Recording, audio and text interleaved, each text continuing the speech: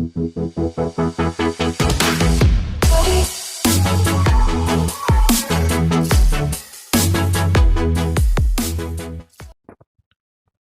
everyone. Welcome back to the Dolphin Zone. This is this week's episode.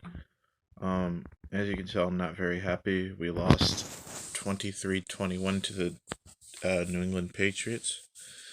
Um, you know, we need Tua. And it showed today. Tua is not the reason for this team's struggles. Um, I think Mike McDaniel's inexperience is finally starting to catch up to him. I like Mike McDaniel. I still think he's a good coach.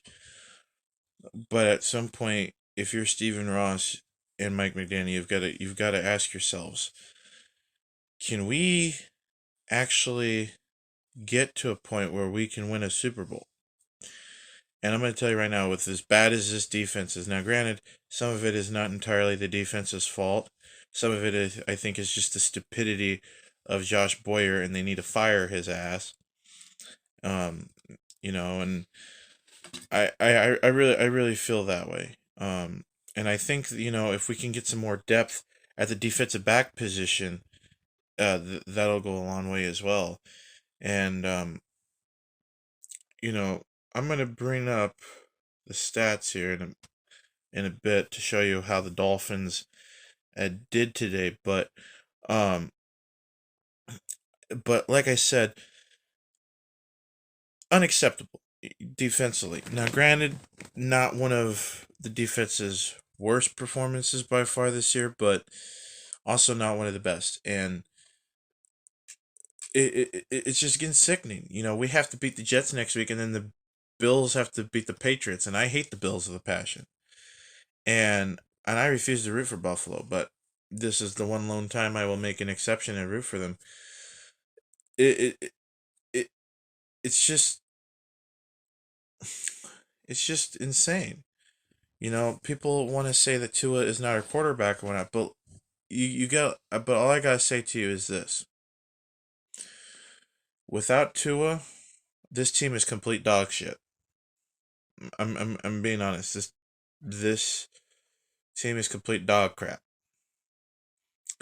And say it as what you will about this team, but this team, has too much potential to continue struggling. And I think, if Tua can get more weapons next year, I think he's going to be an even better football team. It's going to make Miami an even better football team.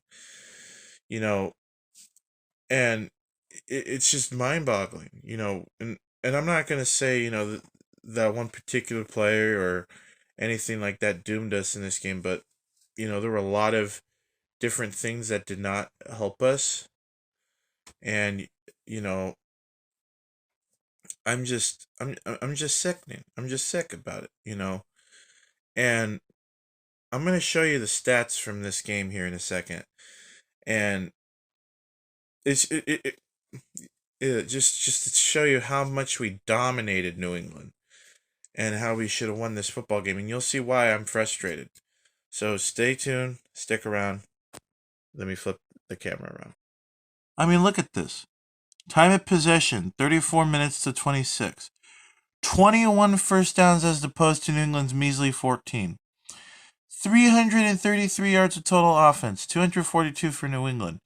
247 yards passing for Miami, only 172 for New England. 86 yards rushing to 77 yards rushing. 9 penalties to 6 penalties. 92 total return yards to 31. 69 total plays. New England 57 plays. 4.8 yards per carry and 4.4 yards carry, and then the 2 turnovers. We dominated New England in every statistical category, except for turnovers and penalties. So, and no disrespect to Teddy Bridgewater, but throwing that pick six really hurt this team as well. And I'm sorry, but if Miami expects to get better, we're gonna have to make some changes. And it's rather unfortunate, but I'm gonna try to pull up some more of the different stats here from this game. I think I'm gonna have to click on the actual thing here. Well, no, it's not. Hold on, let me. No. And no, that doesn't help. Anyway, I'll try to bring. Let me bring up some more stats for you guys. But in the meantime, um, um, there's the final score. Patriots win 23-21. It's just terrible. I'll come back with some more stats. Okay, look at this, guys. I mean, even the QB stats weren't that great. Skylar Thompson was 12 of 21 for 104 yards, a touchdown, and interception. Teddy Bridgewater was 12 of 19, 161 yards, a touchdown, and interception. You know, I mean, considering the fact Miami's QB play wasn't terrible, but it wasn't great. And I mean, outside of Raheem Mostert and Jeff Wilson, this run game was pretty much non-existent. And I want to show you this. We look at Mac Jones' stats. He had more yardage, and his rating was a whole lot worse than what Tua's ratings have been at his worst. This is just ridiculous. Okay, this is ridiculous. Okay, and look at this. You know, we should have been able to win this football game if you look at the stats. And that's not just going off that. I mean, look at this. This is the receiving stats. Raheem Mostert and Tyreek Hill led with receptions and receiving. You know, that's not surprising out of Tyreek Hill. But Raheem Mostert being higher up in the receiving than Tyreek Hill, that's very surprising. You know, and you can't win like that, you know. And look at the New England. You know, they had a little bit better receiving than we did in terms of receptions, but you know, they're not as good as us. And then we get down here. No fumbles, and when you look at the defense and you compare the defense here, okay, we only recorded 3 total sacks. Okay. They recorded 1,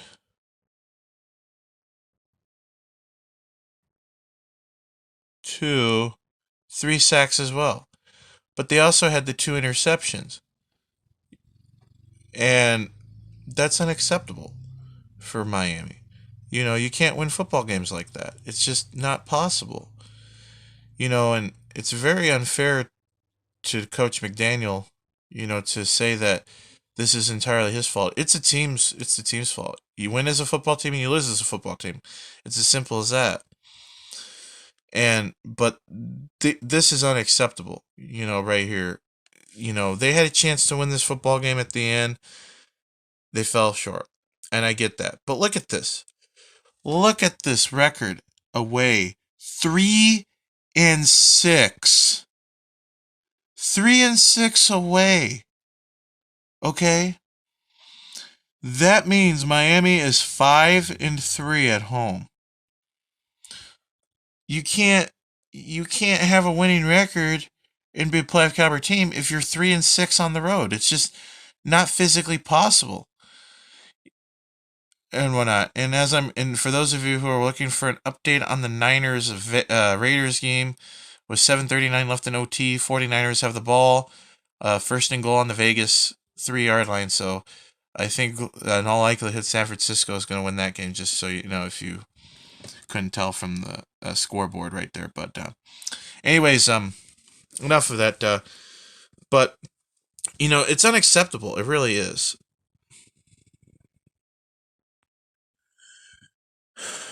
You know, it's just stressful. You know, there are days it's hard to be a Dolphins fan, but I still root for this team, stick up for this team because, you know, they just keep fighting and fighting and fighting.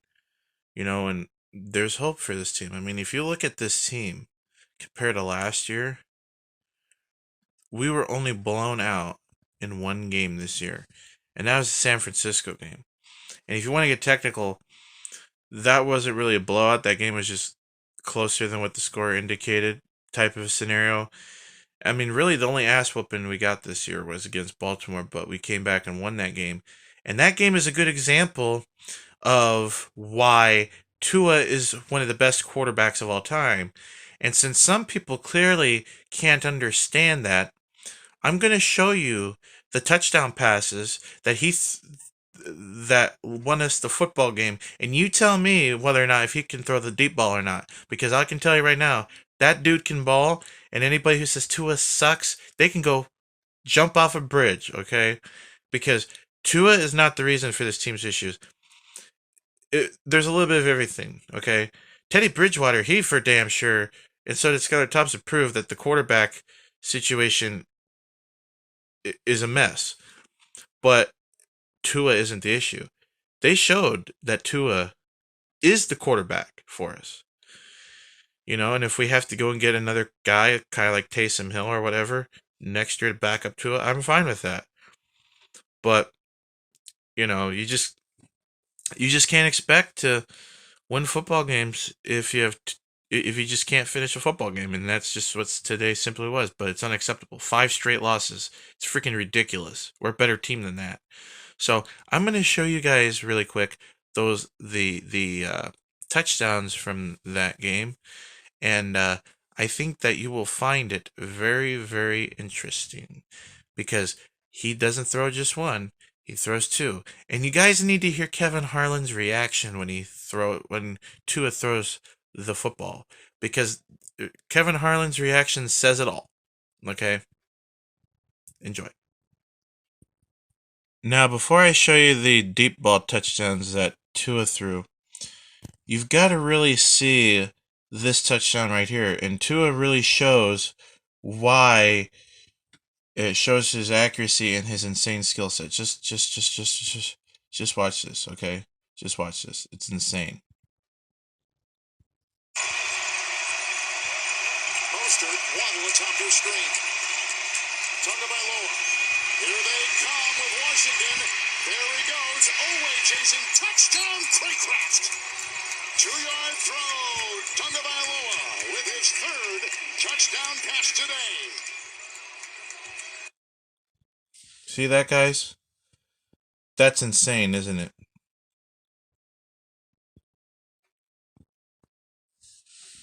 Now let's hear what they have to say about this play. Well, it's all the spin move. Watch this reaction that Tua has right before he's about to get sacked. Instead of flushing out to his right, he pivots and goes the opposite way. That allows him to buy time. Craycraft getting across the field, giving him a big open target. Getting the easy touchdown. Craycraft is out of Washington State. Waved in the final cut down. Former... See, okay, that's my point. Okay, now I'm gonna show you the 2 epic touchdowns because they're insane. So just bear with me. Okay, guys, look at this. This is the first touchdown that Tua threw in the deep ball. I believe this one was a 48-yarder or 44-yarder. I'm not really sure, but let me just play this one for you, and I'm gonna show you why I say Tua is a good quarterback. Just check this out. Accepted. This is 4-down territory, Kevin, so yes, you want to get it here, but you know you've got 2 downs to get it. They've thrown to Waddle 16 times. He's caught 9, 3rd and 10. Just check this out. Tua going deep. Oh, he's got Hill! He's got Hill! That is 6.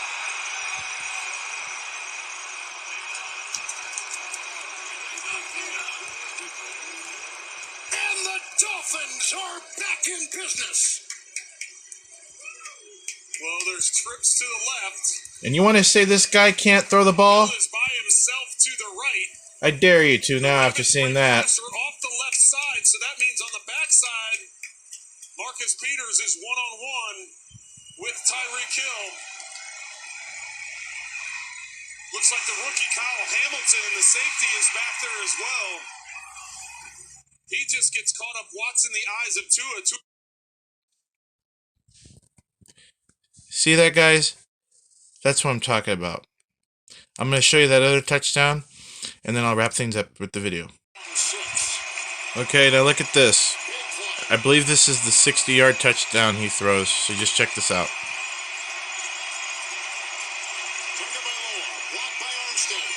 He's got him! He's got him! Tyreek Hill! And the Dolphins have come back!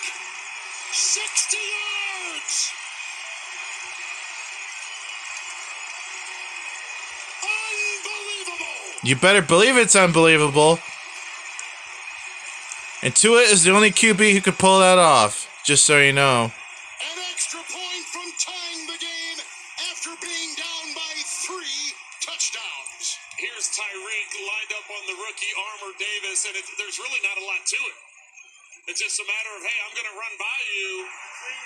Obviously, there was some kind of confusion. Armour Davis doesn't even backpedal. He must think that he has safety help because he didn't even move his feet. He just squared his feet up and just kind of tapped him on the way by. No safety rotation over there. I wonder if Armour Davis is looking around like, where's my safety on that? So they catch Baltimore in miscommunication, take advantage of it to try and tie this thing up. This will tie Sanders at 35. Waddle has 161 yards. Tyreek Hill has 160 receiving yards. Tagovailoa has thrown for 429 yards and 5 touchdowns to come back from 3 touchdowns down at halftime to tie the game at 35. And they have scored touchdowns of 2 and 48, and right there, 60-yard touchdown passes from Tua Tagovailoa. Well, and here's the thing. Not only were they down 21 at half, they were down 21 going into the fourth quarter. Yes. The fourth quarter, it started there down 21.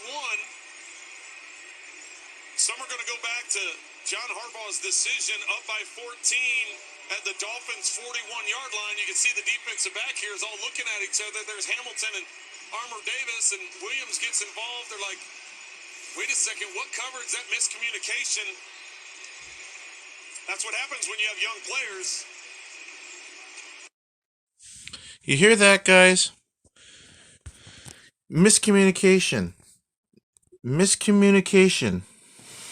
Sorry about me covering up the camera, guys, but it's simply miscommunication, by defense. And when you have speed and a quarterback as accurate as Tua, those kind of things are going to happen. And you see the score right here? It said it was 35-35 with 5:19 in the fourth. Miami won this game 42-38, okay. Miami was down 28-7 at the half, and then going late into the third quarter, they were down 35-7. And you want to say that Tua is the reason why this team sucks? You really want to say that Tua is a bad QB? Well, I'll have you know, he finished with 469 yards and 6 touchdown passes. Yeah, he had 2 interceptions, but they necessarily were not his fault. And so I'm sick and tired of people saying that Tua sucks when he doesn't. So I just want to show you that to prove a point. I'm going to do a wrap up here in a second. Enjoy. Here we go. Okay, guys. So I'm back. I just wanted to share this video with you to prove a point that, Tua is important to this team, and it really showed today. I think if Tua had played, we probably could have won this game, but who's to say for sure? I can't stand Buffalo, and I can't stand New England, but the reality of it is that's the case. And I hope Seattle kick the Jets' butt, which I am going to check that score right now. So, and I'll let you guys know what happened with that. But yeah, so, let me see here. Jets.